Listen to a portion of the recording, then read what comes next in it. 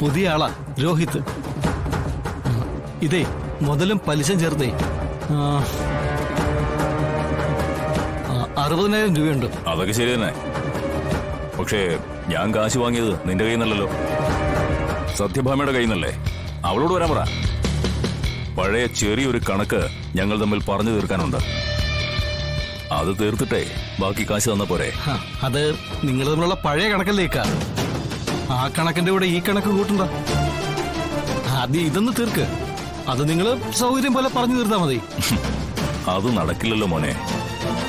അയ്യോ അതിക്ക എന്നെ ചതിക്കല്ലേ. പണം കൊണ്ടുപോയി സത്യമയുടെ കയ്യിൽ ഏൽപ്പിച്ചില്ലെങ്കിൽ അത് എന്റെ പണിയെ ബാധിക്കുക. അതുകൊണ്ട് സഹായിക്കണം. കേട്ടില്ലടാ, ഇവനെ ഞാൻ സഹായിക്കണം പോലും.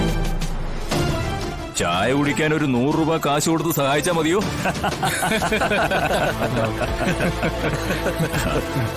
പണം വാങ്ങിച്ചു എന്ന് പറഞ്ഞത് സത്യമാ. പക്ഷേ ഞാൻ അവൾക്ക് കൊടുക്കാൻ വേണ്ടി വാങ്ങിച്ചതല്ല, അവളെ ഇവിടെ വരുത്താൻ വേണ്ടി വാങ്ങിച്ചതാ. അതെന്തിനാണെന്നറിയോ? എന്താ ചേച്ചി? എടുക്കുന്നില്ലടാ. അമ്മയൊന്ന് ഫോൺ എടുത്ത് ഞാനൊന്ന് നോക്കട്ടെ.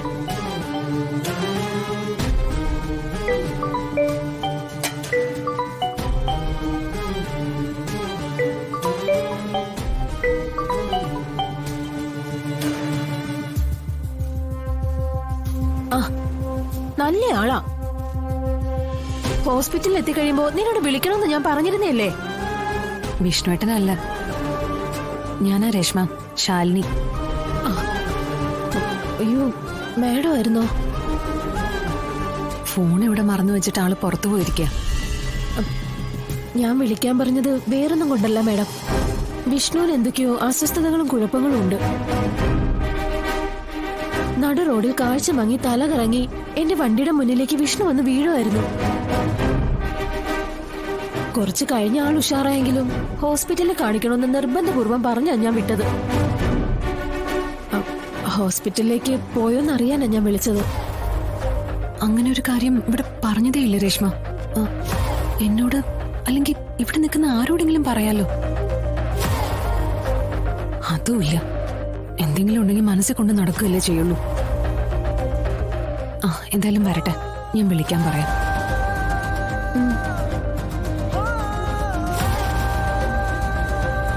എന്താ ചേച്ചി പറഞ്ഞേ? വിഷ്ണുവിന്റെ വൈഫാടാ ഫോൺ എടുത്തേ. ആളെവിടെ ഈ കാര്യമൊന്നും പറഞ്ഞിട്ടില്ല.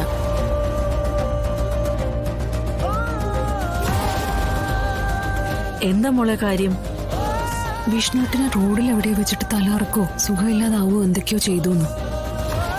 ഇവിടെ ആണെങ്കിൽ പറഞ്ഞതുമില്ല, മരുന്നൊന്നും വാങ്ങിച്ചിട്ടുമില്ല.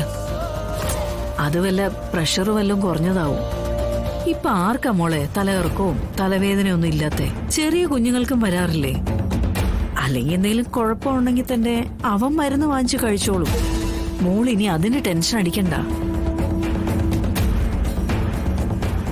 എന്നാലും വിഷ്ണുവേട്ടൻ എന്താ പറ്റിയേ?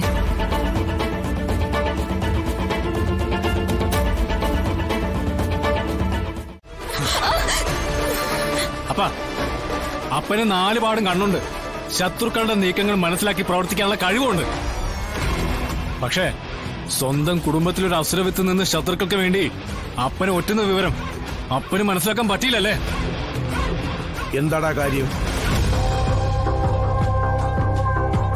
നീ എന്തിനാ ഇവളെ ഇങ്ങനെ വലിച്ചഴച്ചോണ്ട് വരുന്നത്?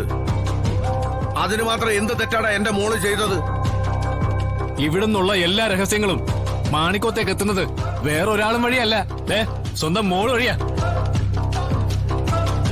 മോള് പ്രതിശ്രുതവരനായിട്ട് കണ്ടെത്തിയിരിക്കുന്ന ആരെന്ന് അറിയണ്ടേ അപ്പനെ? ആ ശിവനെ.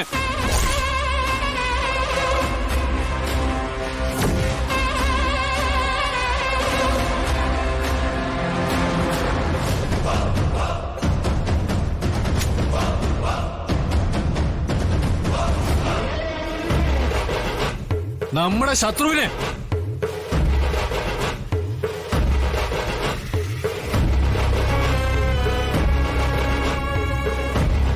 മോളെ ഡെയ്സി, അപ്പനീ കേൾക്കുന്നതിൽ എന്തെങ്കിലും സത്യമുണ്ടോ? അപ്പ അത് പിന്നെ കൂടെ പിറന്നതുകൊണ്ടാ ഞാൻ അവിടെ ഇട്ട് കൊല്ലാതെ അപ്പനോട് എന്ത് ചെയ്യണമെന്ന് ചോദിക്കാൻ ഞാൻ ഇവിടെ വന്നത്.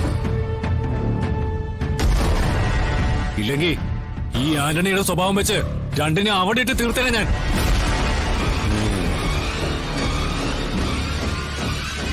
മോളെ, അപ്പൻ ചോദിച്ചതിന് മോള് മറുപടി പറഞ്ഞില്ല.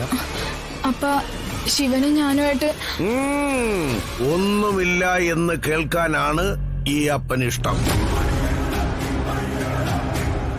മറ്റൊന്നും നിന്റെ ഉള്ളിൽ നിന്ന് എനിക്ക് കേൾക്കണ്ട. മോളെ ഡെയ്സി, അപ്പം പിടിക്കാൻ പറ്റുന്ന കൊമ്പിലെ അപ്പം കയറി പിടിക്കൂ. എത്തിപ്പിടിക്കാൻ പറ്റുന്നില്ലെങ്കിൽ അത് വിട്ടുകളയണം. ഇതും എന്റെ മോളങ്ങ് വിട്ടേക്കണം. അതല്ല, പിടിക്കാൻ ശ്രമിച്ചാൽ ആ കൊമ്പല്ല, ആ മരം തന്നെ അപ്പനത് മൂടോടെ പറിച്ചു മാറ്റും. അപ്പനെ കൊണ്ട് മോൾ അതൊന്നും ചെയ്യിക്കരുത്. എൽസമ്മേ, ഇവൾ ഇനി ഇവിടുന്ന് പുറത്തു പോവുകയോ ആരെയെങ്കിലും കാണുകയോ ചെയ്താൽ പിന്നെ നീ ഈ വീട്ടിലുണ്ടാകില്ല.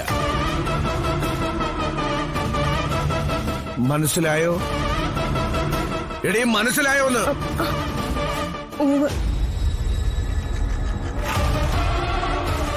മോളെ,